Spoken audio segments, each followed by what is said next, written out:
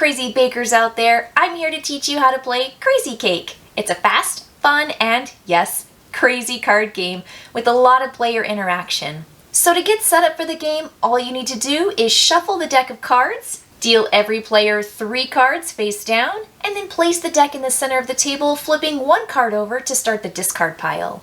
Now you're ready to start the game. Players in this game are bakers, and their job is to create a 3-tiered cake. Each tier consists of 3 components that must be built in this order. The cake is the base, and that is your blue card. The filling is the middle, and that's your red card. And the frosting is the top, and that's your yellow card. Once a player has built 3 tiers, which is 9 cards total, they trigger the end of the game, and everyone will count their score, and whoever has the highest wins the game. Now, don't forget the rule of 3. Every baker must start and end their turn with 3 cards only. So if you played a card on your turn, make sure you draw back up at the end of your turn. On a player's turn, they will do one of 3 actions. The first is play an ingredient onto their cake or an opponent's cake. Now when you do that, you have to follow the rules, which is make sure there's a base, and then a filling, and then a frosting. You're not allowed to place ingredients out of order. The second thing a player can do on their turn is play a sabotage card. All they need to do is play the card down into the discard pile and read aloud what you're supposed to do. The third thing a player can do on their turn is simply pass. They will discard one of their 3 cards into the discard pile and then draw back up. Don't forget the rule of 3. A player must start their turn and end their turn with 3 cards only in their hand. The fun thing about this game is that there are negative point cards, but they're pairs to things.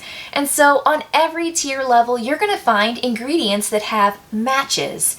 And if you match those particular items with another item that says they match with each other, you're going to actually earn more points, not less points. So if you have 2 or more items in that paired list together in your tier, you get the top points. Once a card is played into a player's area, that stays there unless you have a sabotage card that allows you to specifically switch items or tiers of cakes with opponents.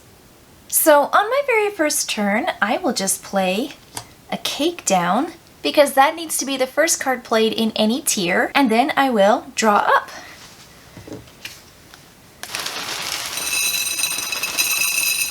On my opponent's turn, they played a card into my area, which is a cake base of algae.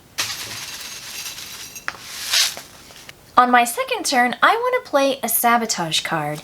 This card says switch. So I want to switch my algae that my opponent just stuck me with and take their zest of lemon. Since I only have 2 cards, I will draw a new card, and now it's my opponent's turn. It's back to me, so I'm going to add a filling to one of my cakes.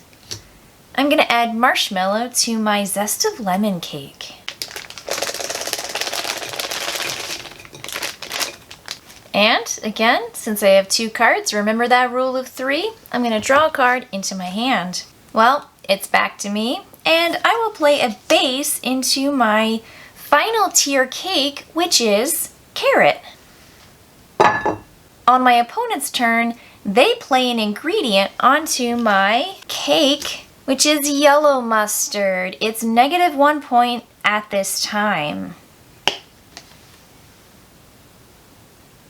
On my turn, I'm going to play another sabotage card, but this one's called Think of the Children. No baker's cake can be sabotaged until your next turn.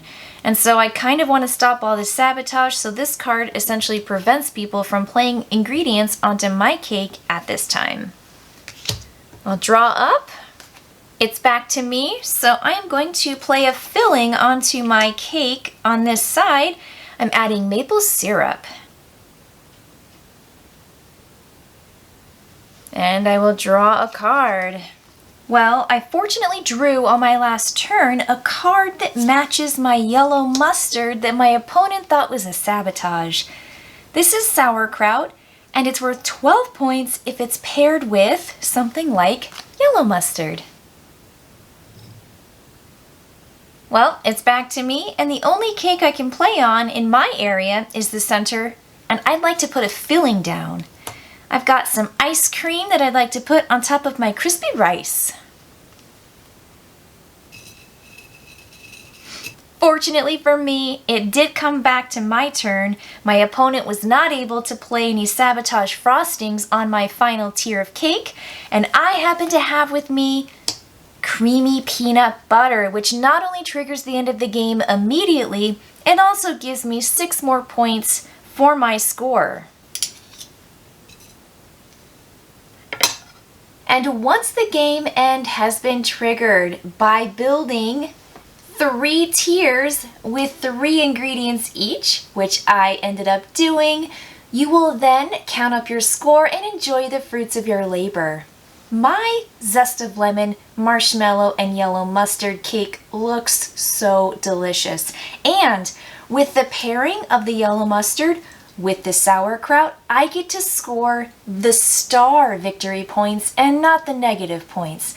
So my score for this cake is 17 points. I can taste that lemon zest. It's very bright. The mustard has that vinegar pop, and the marshmallow really ties it together. My second tier is crispy rice, ice cream, and creamy peanut butter. For this one, I just get a straight up 18 points and hopefully a delicious bite. Creamy peanut butter. Oh, and the coolness that comes with the ice cream and the texture of the crispy rice. It's the texture that does it. This is the texture plate. Moving on to my third tier. I had carrot, maple syrup, and sauerkraut. Again, my sauerkraut would have been -5 points, but I get to count it as 12 because someone sabotaged me with the yellow mustard, but they didn't get away with it. Cheers.